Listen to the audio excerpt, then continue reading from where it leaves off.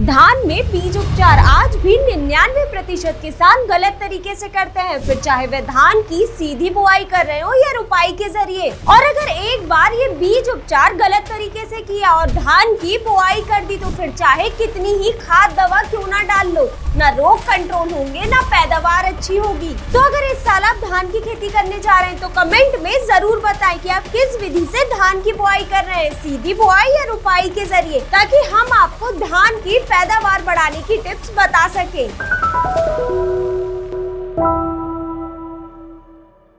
नमस्कार किसान भाइयों, स्वागत है आपका कात्यायनी ऑर्गेनिक्स के यूट्यूब चैनल में। तो चलिए बिना देरी करे इस वीडियो को शुरू करते हैं। किसान भाइयों, सबसे पहले ये जानते हैं कि बीज उपचार करने के बाद भी नर्सरी में या फिर बुआई के बाद पौधे मरते क्यों हैं? क्योंकि धान के बीज पर दो तरह के दुश्मन होते हैं। पहला बीज के अंदर या फिर सतह पर बैठा होता है, ये पिछले साल की फसल में आकर बीज के साथ छुपा हुआ होता है। दूसरे वह जो मिट्टी में छुपे हुए होते हैं और बाहर से हमला करते हैं। इन दोनों से लड़ने का तरीका अलग है और बुआई विधि के अनुसार कौन सा तरीका अपनाना है वो भी बदलता है। अब सीधे काम की बात करते हैं। धान की बुआई दो विधि से होती है। पहली रुपाई के जरिए, यानी कि पहले खेत के एक छोटे से टुकड़े में नर्सरी तैयार करना, फिर उसकी रुपाई करना। वही दूसरी है सीधी बुआई, यानी कि DSR, डायरेक्ट सीडेड राइज। इसमें नर्सरी तैयार नहीं करते, सीधे धान की बुआई खेत में कर दी जाती है। और ये DSR यानी कि सीधी बुआई भी दो तरीके से होती है। पहली होती है सूखी बुआई और दूसरी है फलेवा करके बुआई करना।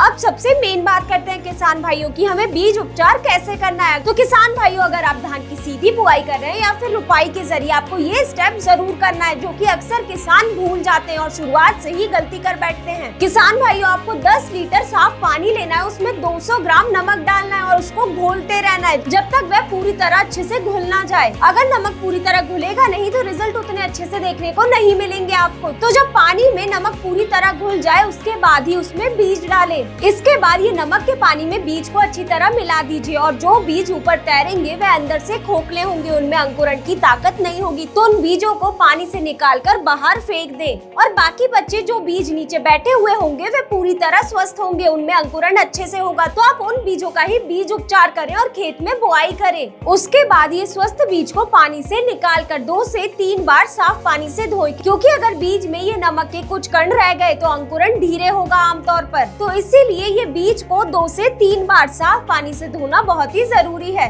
उसके बाद इस बीज को थोड़ी देर छाया में सुखाएं, फिर ही बीज उपचार करें। तो किसान भाइयों, अगर आप रुपाई विधि द्वारा धान की बुआई कर रहे हैं तो आप हमेशा बीज उपचार गीली विधि द्वारा करिए, क्योंकि गीली विधि में दवाई को पानी में घोलकर बीज को उसमें भिगो दिया जाता है, जिससे दवाई पानी के साथ मिलकर बीज के अंदर तक जाती है और बीज उपचार अच्छे से होता है। और कृषि विशेषज्ञों का भी यही कहना है कि अगर आप धान की रुपाई के जरिए बुआई कर रहे हैं तो बीज उपचार हमेशा गीली विधि द्वारा ही करें, क्योंकि पानी में घुली हुई दवाई बीज की सतह पर ज्यादा असरदार तरीके से पहुंचती है। बीज सड़न, ब्लास्ट, बकानी जैसे कई प्रकार के खतरनाक रोगों से प्रभावी रूप से सुरक्षा मिलती है। अब बात करते हैं ये गीली विधि द्वारा बीज उपचार कैसे करें। तो आपको 1 लीटर पानी में 2 ग्राम कात्यायनी सुपर स्टीन को अच्छी तरह घोलना है। सुपर स्टीन में कार्बेंडाजिम 50% WP होता है। इसको आपको पानी में अच्छी तरह घोलना है और धान के सभी बीजों को इसमें डाल देना है और 8 से 12 घंटे के लिए छोड़ना है। सबसे आसान तरीका ये है कि आप रात में डुबा दें और सुबह निकालें। इन घंटों में दवाई पानी के साथ मिलकर बीज की सतह के चारों तरफ अच्छी तरह पहुंच जाती है और आगे चलकर धान की फसल में आने वाले रोगों के खतरे को कम करती है।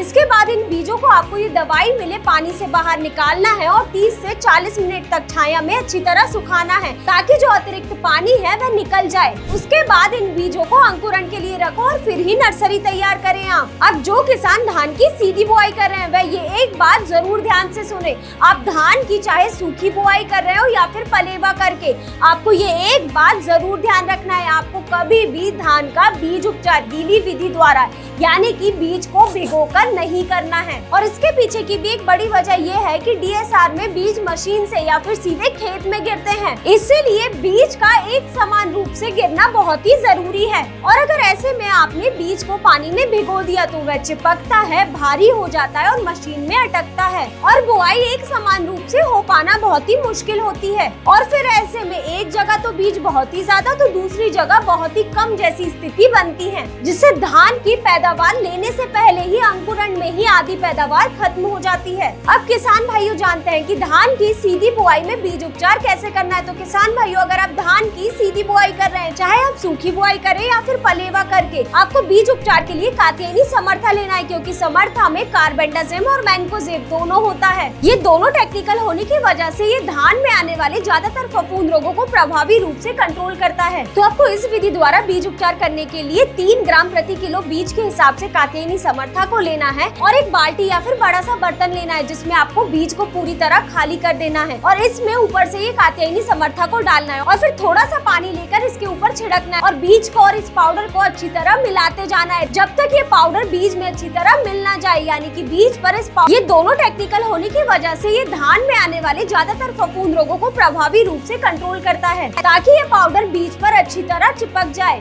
आप चाहे तो समर्था की जगह कात्यायनी सुपर स्टीम का भी उपयोग कर सकते हैं 1 ग्राम प्रति किलो बीज के हिसाब से। लेकिन किसान भाइयों, आपको दोनों को एक साथ उपयोग में नहीं लेना है, आपको किसी एक को ही उपयोग में लेना है, या तो कात्यायनी समर्था को या फिर कात्यायनी सुपर स्टीम को। और एक और जरूरी बात किसान भाइयों, अगर आप नर्सरी द्वारा धान की बुआई कर रहे हैं, यानी कि रुपाई करके धान की बुआई कर रहे हैं, तो आप बीज उपचार गीली विधि द्वारा और सूखी विधि द्वारा दोनों के द्वारा कर सकते हैं। लेकिन अगर आप DSR यानी कि धान की सीधी बुआई कर रहे हैं, तो आपको हमेशा बीज उपचार सूखी विधि द्वारा ही करना है। किसान भाइयों, आपने ये बीज उपचार तो अच्छे से कर लिया, लेकिन इसी के साथ साथ आपको एक जरूरी काम भी करना है, खेत की भी जैविक सुरक्षा। इसके लिए आपको बुआई के 7 से 10 दिन पहले अच्छी सड़ी हुई गोबर की खाद लेना है और उसमें 1 किलो ट्राइकोडर्मा विरिडी और 1 किलो स्यूडोमोनास फ्लोरोसेंसिस गोबर की खाद में अच्छी तरह मिलाना है और पूरे खेत में एक समान रूप से आपको डालना है। ट्राइकोडर्मा मिट्टी में मौजूद हानिकारक फफूंद जनित रोगों से बीज को बचाता है और अच्छे से अंकुरण लाने में मदद करता है, और वही स्यूडोमोनास शुरू से ही जड़ों को मजबूत बनाता है और हानिकारक रोगों से भी बचाता है। तो किसान भाइयों, अगर आपने बीज उपचार के साथ साथ खेत की भी जैविक तरीके से सुरक्षा की, तो बीज अंकुरण भी अच्छा होगा और आगे चल के पैदावार भी। तो किसान भाइयों, यही थी जानकारी कि धान में बीज उपचार कैसे करना है, अगर आप सीधी बुआई कर रहे हैं या फिर रुपाई के जरिए।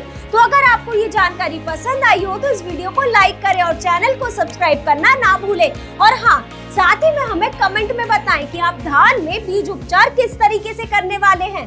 धन्यवाद।